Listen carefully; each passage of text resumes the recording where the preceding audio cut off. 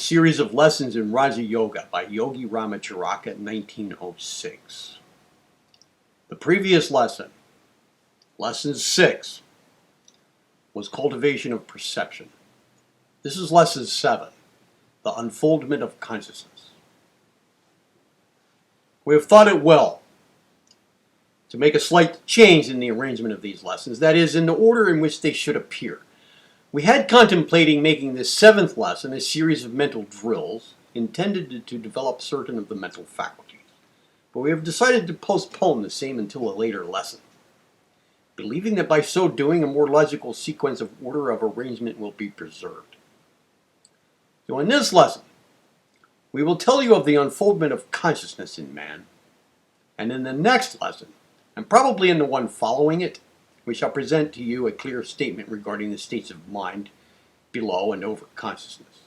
A most wonderful region, we assure you, and one that has been greatly misunderstood and misinterpreted.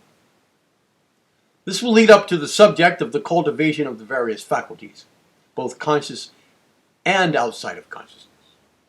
And the series will be concluded by 3 lessons going right to the heart of this part of the subject, and giving certain rules and instruction calculated to develop a man's wonderful thought machine, so to speak, that will be of the greatest interest and importance to all of our students.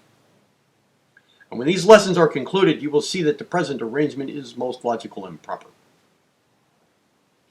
In this lesson, we take up the subject of the unfoldment of consciousness, a most interesting subject. Many of us have been in the habit of identifying consciousness with mind. But as we proceed in this series of lessons, we shall see that that which is called consciousness is but a small portion of the mind of the individual, and even that small part is constantly changing its states and unfolding new states undreamed of. Consciousness is a word we use very often in considering the science of the mind. Well, let's see what it means. Webster defines it as one's knowledge of sensations and mental operations, or of what passes in one's own mind. Halleck defines it as that undefinable characteristic of mental states which causes one to be aware of them. But as Halleck states, consciousness is incapable of definition. To define anything, we are obliged to describe it in terms of something else. And there is nothing else in the world like consciousness. Hence, we can define it only in terms of itself. And that's very much like trying to lift oneself by one's own bootstraps. Consciousness is one of the great mysteries that confronts us. Before we can understand what consciousness really is, we must know just what mind really is. And that knowledge is lacking. Notwithstanding the many ingenious theories evolved in order to explain the mystery, the metaphysicians do not throw much light on the subject, and as for materialistic science, listen to what Huxley says. How it comes about that anything so remarkable as a state of consciousness comes about by the result of irritating nervous tissue is just as unaccountable as the appearance of the genie when Aladdin rubbed his lamp. To many persons, the words consciousness and mental process or thought are regarded as synonymous. And in fact, psychologists so held until quite recently. But now it is generally accepted as a fact that mental processes are not limited to the field of consciousness.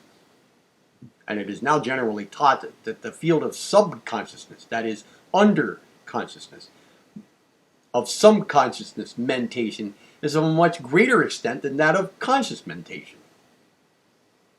Not only is it true that the mind can hold in consciousness but one fact at any one instant, and that consequently only a very small fraction of our knowledge can be in consciousness at any one moment, it is also true that the consciousness plays but a very small part in the totality of mental processes or mentation. The mind is not conscious of the greater portion of its own activity. Maudsley says that only 10% comes into the field of consciousness. Taine has stated it in these words: of the world which makes up our being, we only perceive the highest points, the lighted up peaks of a continent whose lower levels remain in the shade. But it is not our intention to speak of this great subconscious region of the mind at this point, for we shall have much to do with it later on.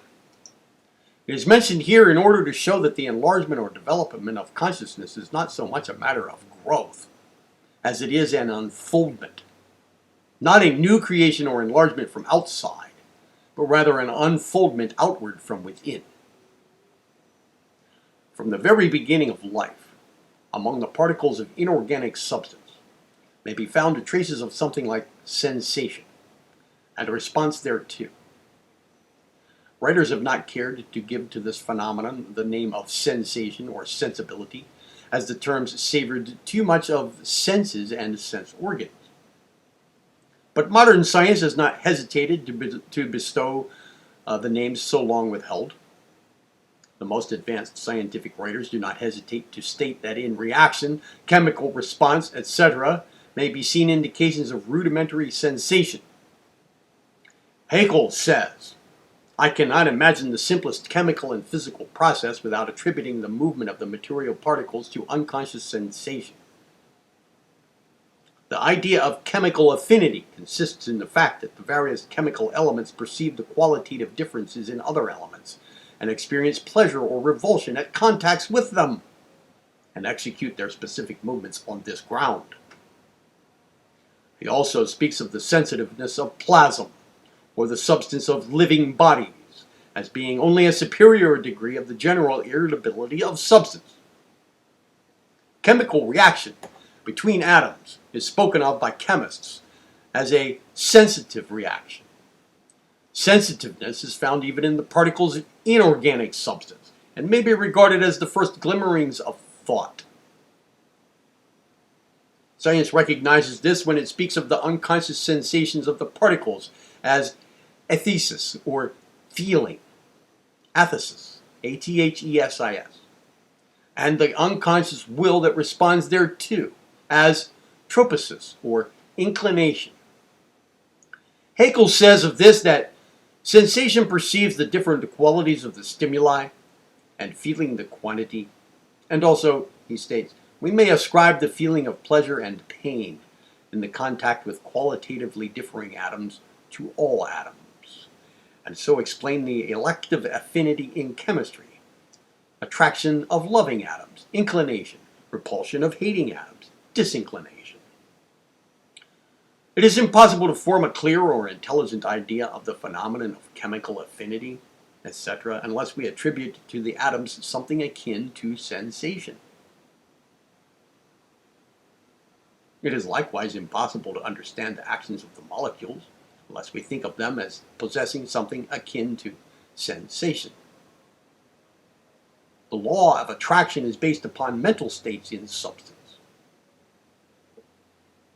The response of inorganic substance to electricity and magnetism is also another evidence of sensation, and the response thereto. In the movements and operations of crystal life, we obtain evidences of still a higher form of sensation and response thereto. The action of crystallization is very near akin to that of some slow forms of plasmic action.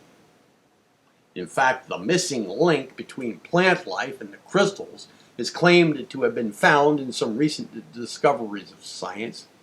The connection being found in certain crystals in the interior of plants composed of carbon combinations and resembling the inorganic crystals in many ways. Crystals grow along certain lines and forms up to a certain size.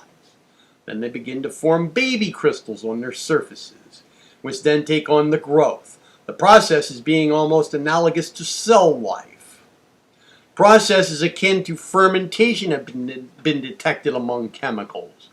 In many ways, it may be seen that the beginning of mental life must be looked for among the minerals and particles, the latter, be it remembered, composing not only inorganic, but also organic substance.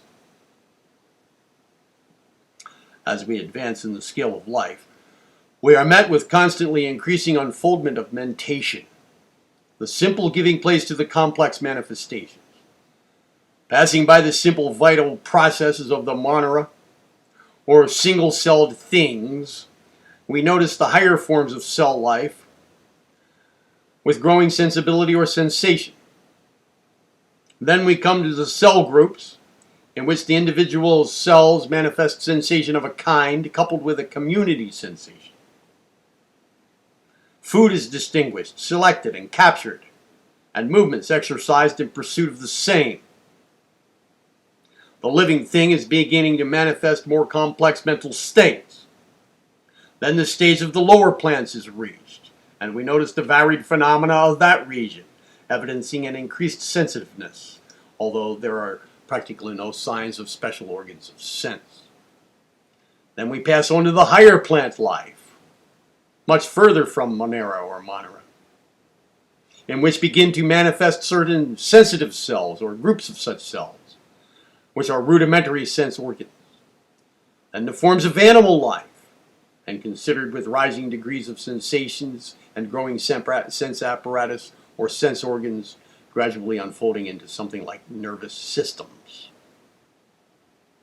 Among the lower animal forms, there are varying degrees of mentation with accompanying nerve centers and sense organs, but little or no signs of consciousness, gradually ascending until we have dawning consciousness in the reptile kingdom, etc., and fuller consciousness and a degree of intelligent thought in the still higher forms, gradually increasing until we reach the plane of the highest animals, such as the horse, the dog, the elephant, the ape, etc., which animals have complex nervous systems, brains, and well-developed consciousness. We need not further consider the forms of mentation and the forms of life below the conscious stage, for that would carry us far from our subject.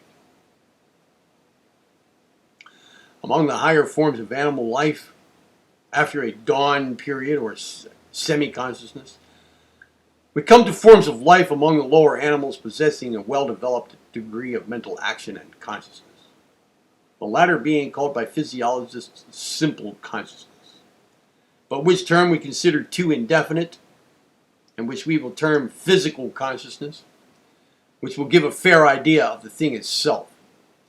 We use the word physical in the double sense of external, and also relating to the material structure of a living being, both of which definitions are found in the dictionaries. And that is just what physical consciousness really is: an awareness in the mind, or a consciousness of the external world as evidenced by the senses, and of the body of the animal or person. The animal or person thinking on the plane of physical consciousness, as all higher animals do, and many men seem unable to rise much higher, identifies itself with the physical body, and is conscious only of thoughts of that body and the outside world. It knows, but not being conscious of mental operation, or of the existence of its mind, it does not know what it knows. This form of consciousness, while infinitely above the mentation of the non-conscious plane of sensation, is like a different world of thought from the consciousness of the highly developed intellectual man of our age and race. It is difficult for a man to form an idea of the physical consciousness of the lower animals and savages, particularly as he finds it difficult to understand his own consciousness except by the act of being conscious. But observation and reason have given us a fair degree of understanding of what this physical consciousness of the animal is like, or at least in what respect it differs from our own consciousness. But let us take a favorite illustration. A horse standing out in the cold sleet and rain undoubtedly feels the discomfort, and possibly pain, for we know by observation that animals feel both. But he is not able to analyze his mental states and wonder when his master will come out to him. Think how cruel it is to keep him out there out of the warm stable. Wonder whether he will be taken out in the cold again tomorrow. Feel envious of other horses who are indoors. Wonder why he is compelled to be out cold nights, and so on. In short, he does not think as would a reasoning man under such circumstances. He is aware of the discomfort, just as would be the man, and he would run home if he could, just as would the man, but he is not able to pity himself, nor to think about his personality as would the man, nor does he wonder whether such a life is worth living after all. He knows, but is not able to think of himself as knowing. He does not know that he knows, as we do. He experiences the physical pain and discomfort, but is spared the mental discomfort and concern arising from the physical, which man so often experiences. The animal cannot shift its consciousness from the sensations of the outer world into the inner states of being. It is not able to know itself. The difference may be clumsily illustrated by the example of a man feeling, seeing, or hearing something that gives him a pleasurable sensation, or the reverse.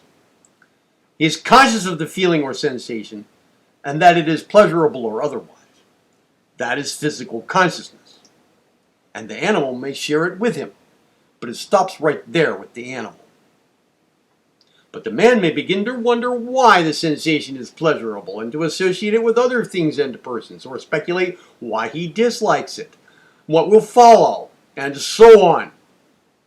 That is mental consciousness, because he recognizes an inward self, with a small s, and is turning his attention inward.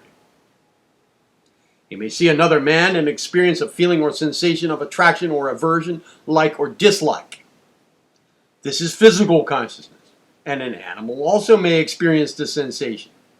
But the man goes further and wonders just what there is about the man that he likes or detests, and may compare himself to the man and wonder whether the latter feels as he does, and so on. This is mental consciousness. In animals, the mental gaze is freely directed outward, and it never returns upon itself. In man, the mental gaze may be redirected inward, or may return inward after its outward journey. The animal knows. The man not only knows, but he knows that he knows, and is able to investigate that knowing and to speculate about it. We call this higher consciousness mental consciousness. The operation of physical consciousness we call instinct. The operation of mental consciousness we call reason. The man who has mental consciousness not only feels or senses things, but he has words or mental concepts of these feelings and things and sensations, and may think of himself as experiencing them, separating himself, the sensation or feeling, and the thing felt or sensed. The man is able to think, I feel, I hear, I see, I smell, I taste, I desire, I do, etc., etc. The very words indicate mental consciousness, recognizing mental states and giving them names, and also recognizing something called I, that experiences the sensations. This latter fact has caused psychologists to speak of this stage as self-consciousness, with the capital S, self-consciousness. But we reserve this idea of I consciousness for a higher stage. We reserve this idea for a higher stage. The animal experiences something that gives it the impressions or feeling that we call pain, hurt, pleasant, sweet, bitter, etc., all being forms of sensation, but it is unable to think of them in words. The pain seems to be a part of itself, although possibly associated with some person or thing that caused it. The idea of the unfoldment of consciousness in a young baby will give one a far better idea of the grades and distinctions that can be obtained from reading mere words. Mental consciousness is a growth. As Halleck says, many persons never have more than a misty idea of such a mental attitude. They always take themselves for granted and never turn the gaze inward. It has been doubted whether the savages have developed a self-consciousness, and even many men of our own race seem to be but little above the animals in intellect and consciousness. They do not seem able to know themselves even slightly. To them, the I seems to be a purely physical thing, a body having desires and feelings, but little more. They are able to feel and act, but scarcely more. They are not able to set aside any physical not I, being utterly unable to think of themselves as anything else but a body. The I and the body are one with them, and they seem incapable of distinguishing between the two. Then comes another stage in which mental consciousness proper sets in. The man begins to realize that he has a mind. He is able to know himself as a mental being and to turn the gaze inward a little. This period of development may be noticed in young children. For a time they speak of themselves as a third person until finally they begin to say I. Then a little later comes the ability to know their own mental states as such. They know that they have a mind and are able to distinguish between it and the body.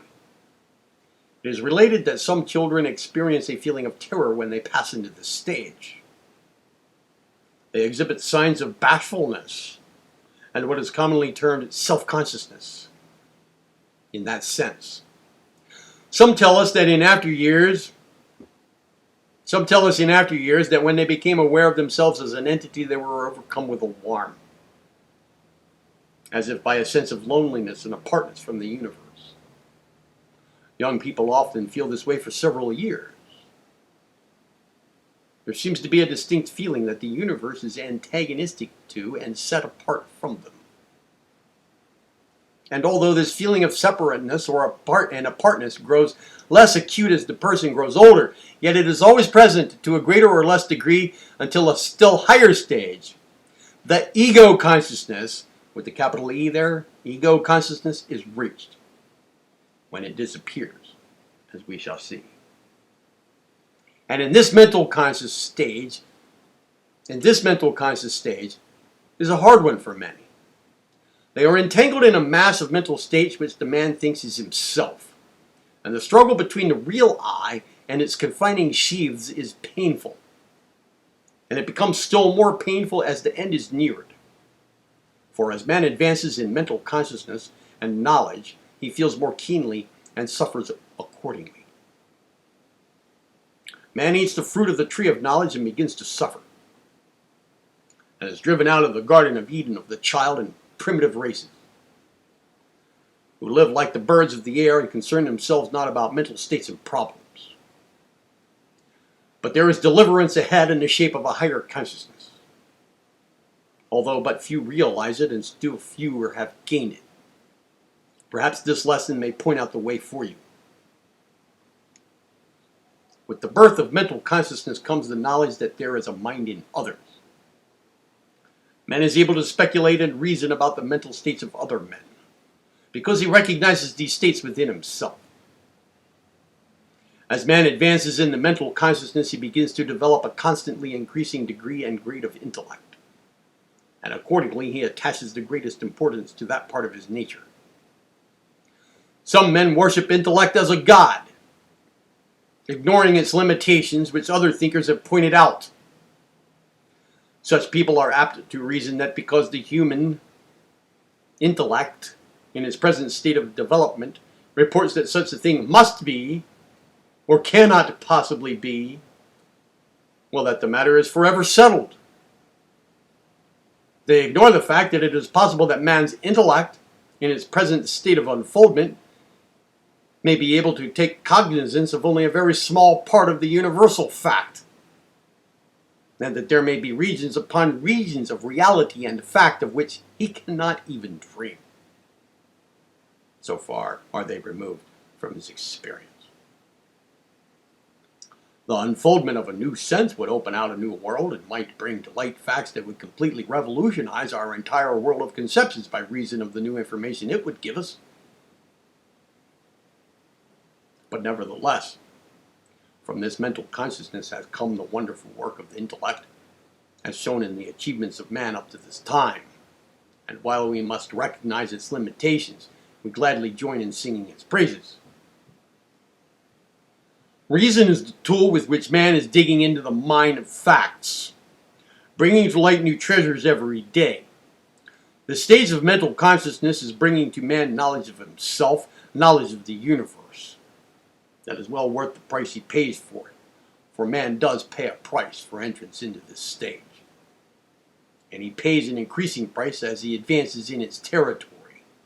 For the higher he advances, the more keenly he feels and suffers, as well as enjoys.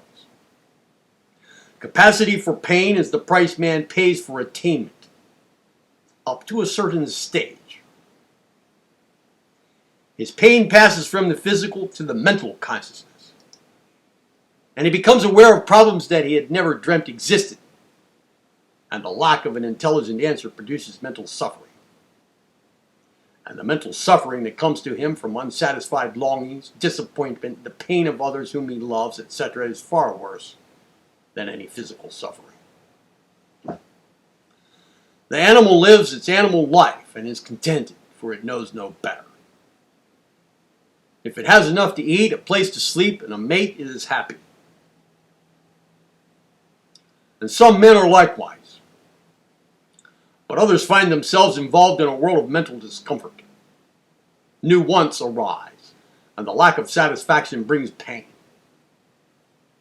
Civilization becomes more and more complex, and brings its new pains as well as its new pleasures. Man attaches himself to things, and each day creates for himself artificial wants, which he must labor to meet. His intellect may not lead him upward, but instead may merely enable him to invent new and subtle means and ways of gratifying his senses to a degree impossible to the animals.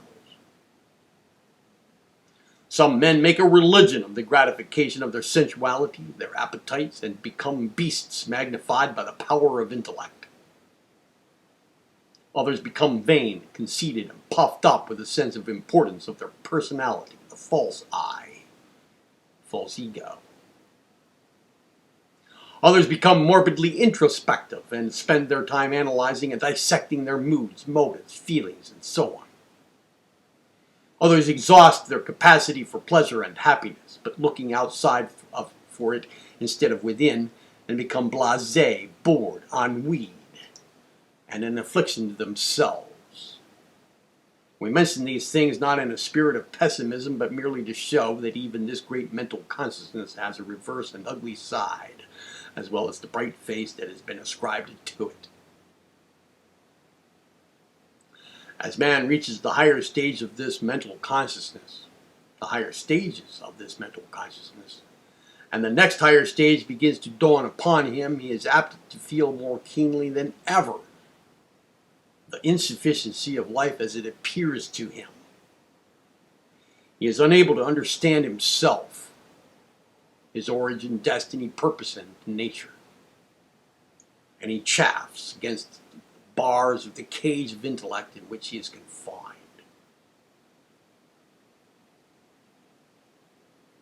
He asks himself the question, whence came I and whither do I go? What is the object of my existence? He becomes dissatisfied with the answers the world has to give him to these questions, and he cries aloud in despair.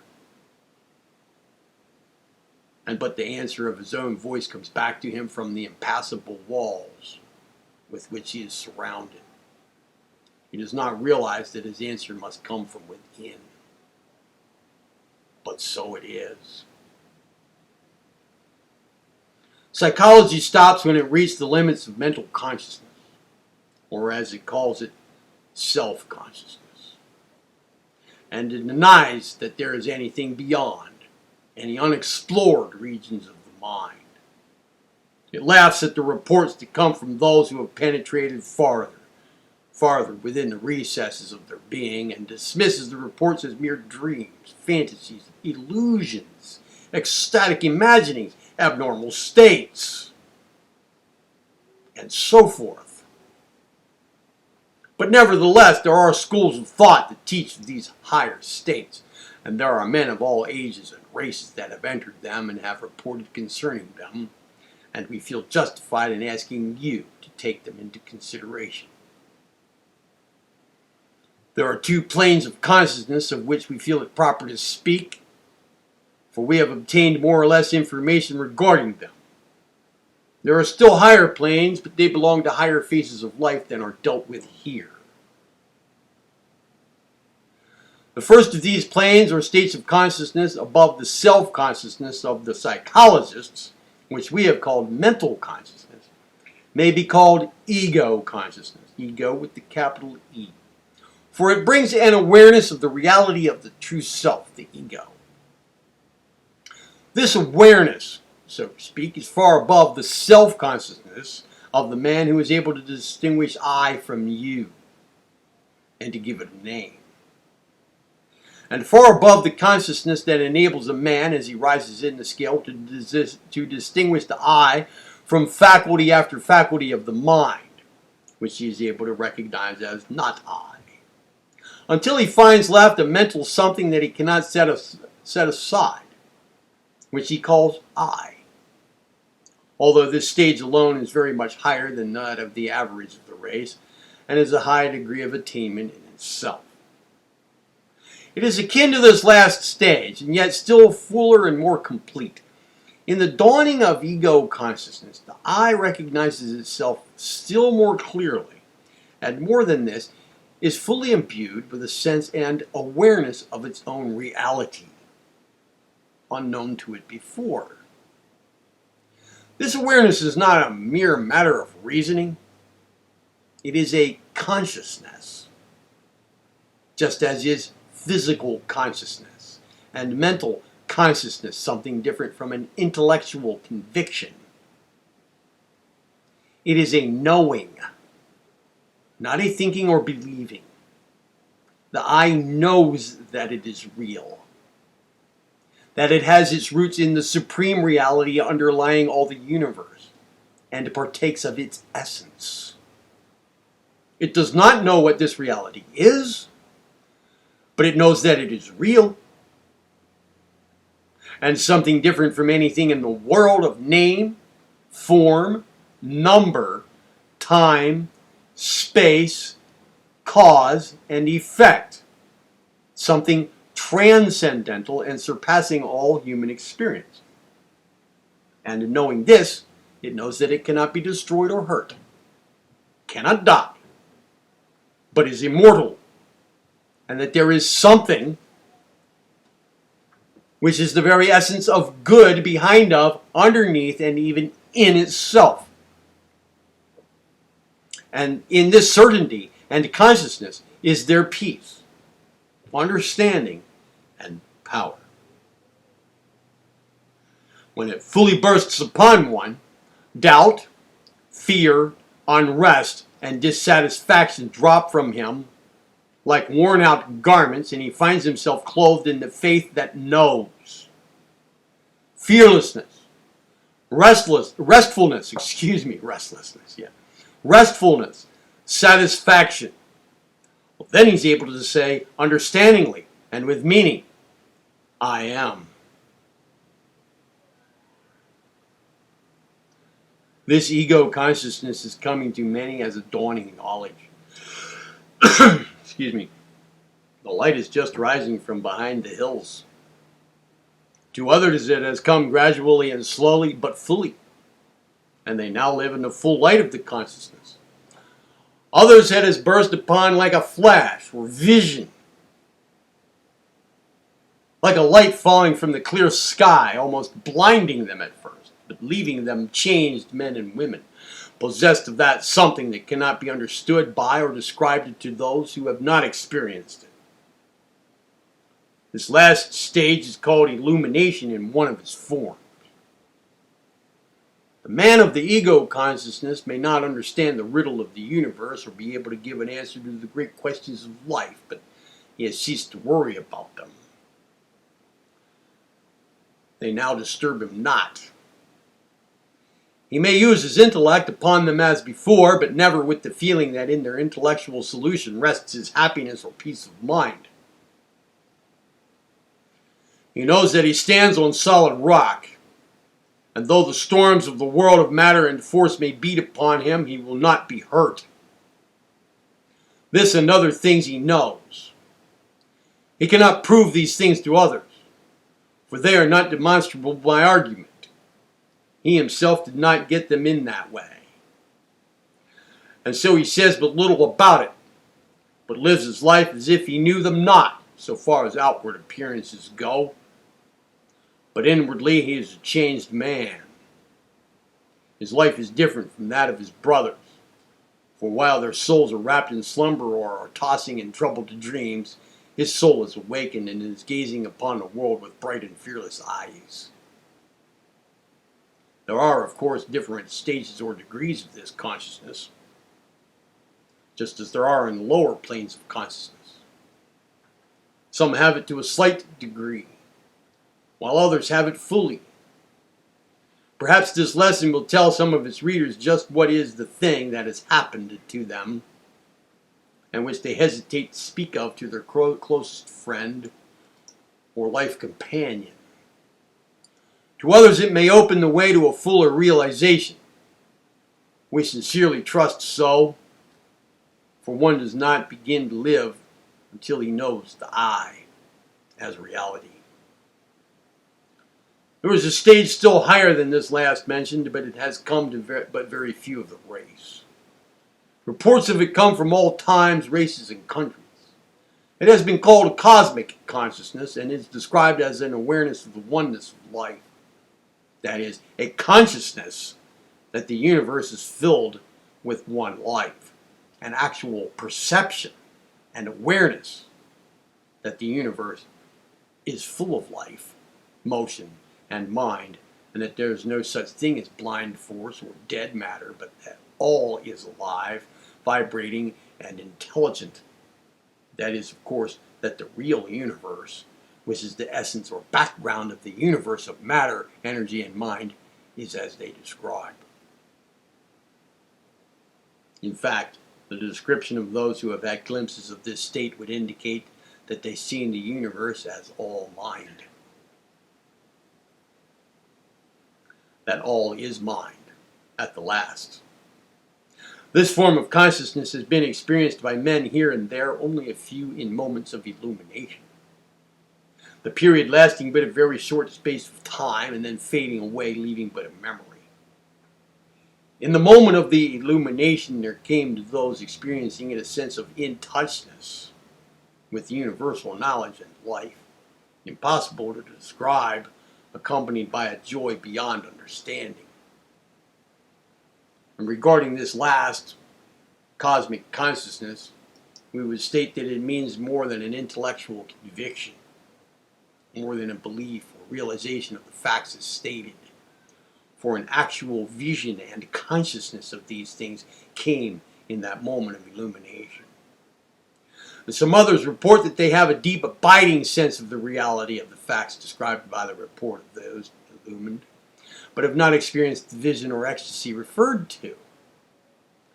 These last people seem to have with them always the same mental state as that possessed by those who had the vision and passed out of it, carrying with them the remembrance and feeling, but not the actual consciousness attained at the moment. They agree upon the essential particulars of the reports. Dr. Maurice Buck, now passed out of this plane of life, wrote a book entitled Cosmic Consciousness, in which he describes a number of these cases, including his own, Walt Whitman's, and others, in which he holds that this stage of consciousness is before the race and will gradually come to it in the future. He holds that the manifestation of it, which has come to some few of the race, as above stated, is but the first beams of the sun which are flashing upon us, and which are but prophecies of the appearance of the great body of light itself. We shall not here consider at length the reports of certain great religious personages of the past, who have left records that in moments of great spiritual exaltation they became conscious of being in the presence of the Absolute, or perhaps within the radius of the light of its countenance. We have great respect for these reports and have every reason for believing many of them authentic, notwithstanding the conflicting reports that have been handed down to us by those experiencing them. These reports are conflicting because of the fact that the minds of those who had these glimpses of consciousness were not prepared or trained to fully understand the nature of the phenomena. They found themselves in the spiritual presence of something of awful grandeur and spiritual rank, and were completely dazed and bewildered at the sight. They did not understand the nature of the Absolute, And when they had sufficiently recovered, they reported that they had been in the presence of God. The word God meaning their particular conception of deity. That is, the one appearing as deity in their own particular religious creed or school. They saw nothing to cause them to identify this something with their particular conception of deity, except that they thought that it must be God. And knowing no other God except their own particular conception, they naturally identifying the something with God as they conceived God to be. And their reports naturally were along these lines. Thus, the reports of all religions are filled with accounts of the so-called miraculous occurrences. The Catholic saint reports that he saw the light of God's countenance. And the non-Catholic reports likewise regarding God as he knows him. The Mohammedan, the Muslim, reports that he caught a glimpse of the face of Allah. And the Buddhist tells us that he saw Buddha under the tree. The Brahmin has seen the face of Brahma. And the various Hindu sects have men who give similar reports regarding their own particular deities. The Persians have given similar reports, and even the ancient Egyptians have left records of similar occurrences. These conflicting reports have led to the belief on the part of those who do not understand the nature of the phenomena that these things were all imagination and fancy, if indeed not rank falsehood and imposture. But the yogis know better than this. They know that underneath all these varying reports there is a common ground of truth, which will be apparent to anyone investigating the matter. They know that all these reports, except a few based upon fraudulent imitation of the real phenomenon, are based upon truth and are but the bewildered reports of the various observers. They know that these people were temporarily lifted above the ordinary plane of consciousness and were made aware of the existence of a being or beings higher than mortal. It does not follow that they saw God or the Absolute. For there are many beings of high spiritual growth and development that would appear to the ordinary mortal as a very God. The Catholic doctrine of angels and archangels is corroborated by those among the yogis who have been behind the veil. And they give us reports of the devas and other advanced beings. So the yogi accepts these reports of the various mystics, saints, and inspired ones and accounts for them all by laws perfectly natural to the students of the yogi philosophy, but which appear as supernatural to those who have not studied along these lines. But we cannot speak further of this phase of the subject here in this lesson, for a full discussion of it would lead us far away from the phase of the general subject before us. But we wish to be understood as saying that there are certain centers in the mental being of man from which may come light regarding the existence of the absolute and higher order of beings. In fact, from these centers come to man that part of his mental feelings that he calls the religious instinct or intuition. Man does not arrive at that underlying consciousness of something beyond by means of his intellect. It is the glimmer of light coming from the higher centers of the self. He notices these gleams of light, but not understanding them, he proceeds to erect elaborate theological and creedal structures to account for them. The work of the intellect, however, always lacking that feeling that the intuition itself possesses. True religion, no matter under what name it may masquerade, comes from the heart and is not comforted or satisfied with these intellectual explanations. And hence comes that unrest and craving for satisfaction which comes to man when the light begins to break through. But we must postpone a further discussion of this part of the subject for the present. We shall consider it again in a future lesson in connection with other matters. As we have said, our next two lessons will take upon the inquiry regarding the regions outside of the consciousness of the ordinary man. You will find it a most fascinating and instructive inquiry, and one that will open up new fields of thought for many of you. Mantra, or affirmation, for this lesson. I am a being far greater and grander than I have as yet considered. I am unfolding gradually but surely into higher planes of consciousness. I am moving forward and upward constantly. My goal is the realization of the true self, and I welcome each stage of unfoldment that leads me toward my aim. I am a manifestation of reality. I am.